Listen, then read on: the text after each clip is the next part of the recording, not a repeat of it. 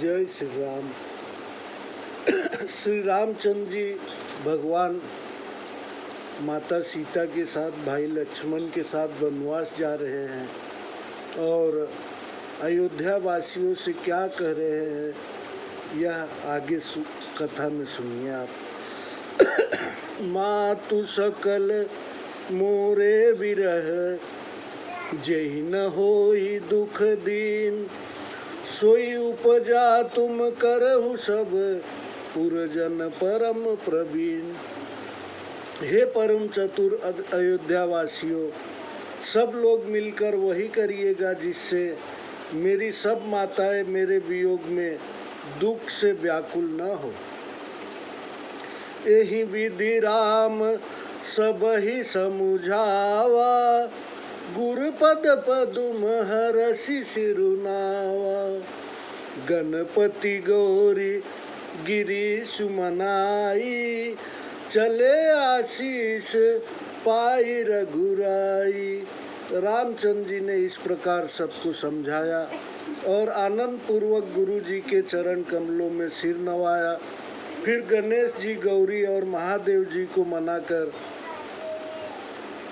और आशीर्वाद पाकर श्री रामचंद्र जी चले। राम चलत अति भयउ विषादु, सुनि न जाई पुर आरत नादु।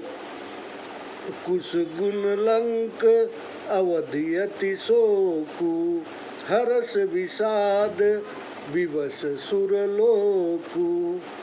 श्री रामचंद्र जी के चलते ही सबको बड़ा दुख हुआ। अयोध्यापुरी का हाहाकार मच गया। हाहाकार सुना नहीं जाता। लंका में अपशकुन हुए और अवध में बड़ा शोक छा गया। देवलोक में देवता लोग हर्ष और विषाद के बस हो गए।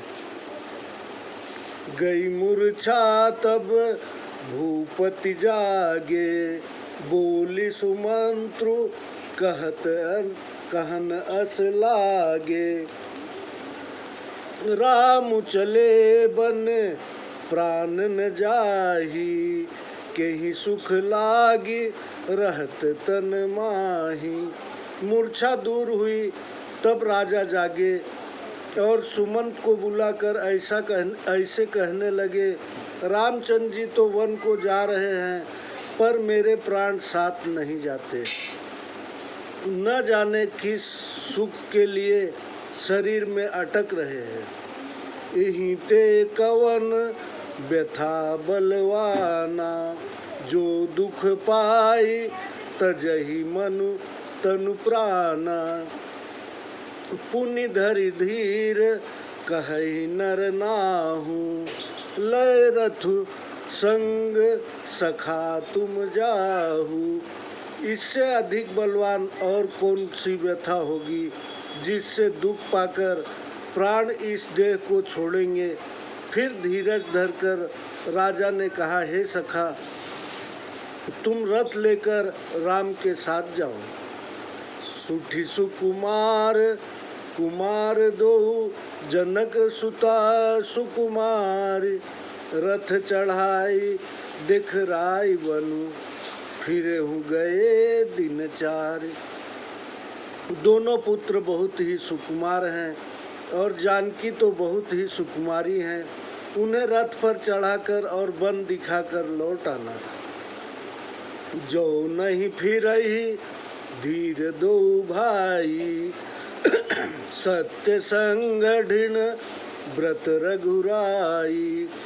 तो तुम विनय करहूँ कर जोरी, फेरिए प्रभु मिथिलेश की किशोरी।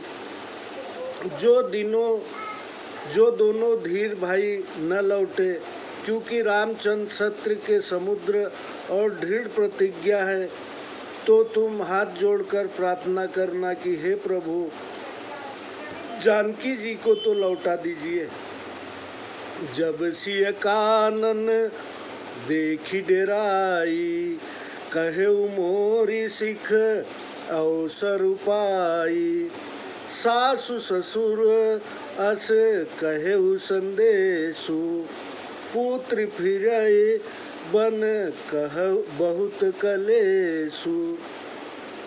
जब जानकी जी वन को देखकर डरे, तब अवसर पाकर मेरी सीख कहना कि तुम्हारी सास और ससुर ने यह संदेश कहा है कि हे पुत्री, तुम लौट जाओ, वन में बहुत क्लेश है। पितृगृह कबहू कबहू ससुरारी, रहूं जहाँ रुचि होई तुम्हारी। यही विधि करे हूँ उपाय कदम्बा, फिरई तो होई प्राण अवलंबा। कभी पिता के घर, कभी ससुराल में, जहाँ तुम्हारी इच्छा हो वहीं रहना। इस भांति बहुत से उपाय करना, जो सीता लौट आए तो प्राणों को सहारा हो जाएगा।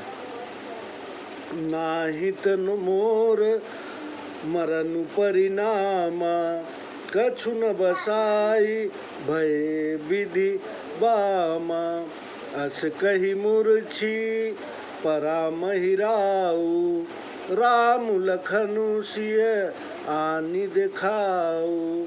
नहीं तो अंत में मेरा मरण है, कुछ वश नहीं चलता, भाग्य उल्टा हो गया। राम लक्ष्मण सीता को लेकर लाकर दिखाओ। ऐसा कहकर राजा मूर्छित होकर गिर पड़े। पाई रजायुसु नाई सिरु, रथु अति बेगी बनाई। गयऊ जहाँ बाहिर नगर, सिय सहित दो भाई। राजा की आज्ञा पाकर सिर नवाकर बहुत जल्दी रथ तैयार कर सुमंत वहां गए, जहां नगर के बाहर सीता समेत दोनों भाई थे। तब सुमंत निप बचन सुनाए, करि विनती रघु रामु चढ़ाए। चढ़ी रथ सिय सहित दो भाई, चले हृदय अवधि ही सिरुनाई। तब सुमंत ने राजा के वचन सुनाए और प्रार्थना करके रामचंद्र जी को रथ पर चढ़ाया। सीता सहित दोनों भाई रथ पर चढ़कर मन में अयोध्यापुरी को प्रणाम कर वन को चले। चलत राम लखी अवध अनाथा, विकल लोग सब लागे साथा। कृपा सिंधु बहु विधि समझावहीं, फिरहि प्रेम वश पुनि फिरिया वहीं। राम जी के चलते ही पुरी को अनाथ देखकर सब लोग दुखित होकर साथ चलने लगे। कृपा के समुद्र रामचंद्र जी बहुत समझाने पर लौटने लगते, पर प्रेम के बस फिर लौट जाते। लागति अवध भयावनि भारी, मानहु काल राति अधियारी। घोर जंतु सब पुर नर नारी, डर पहिए कही एक निहारी। अवधपुरी बहुत डरावनी प्रतीत होने लगी, मानो अंधेरी काल रात्रि है। नगर के सब नर नारी भयंकर जीवों के समान एक दूसरे को देखकर डरने लगे। घर मसान परिजन जनभूता, सुत हित मीत मनहु जमदूता। बागन विटप बेली को मिलाही, सरिता सरोवर देखी न जाही। घर मरघट कुटुंबी भूत प्रेत और पुत्र हितु व मित्र मानो यमदूत है। बागों में वृक्ष और लताएं मुरझा गई, नदी और तालाब देखे नहीं जाते। जय श्री राम। अब अगली कथा अगले अध्याय में आपको सुनाता हूँ।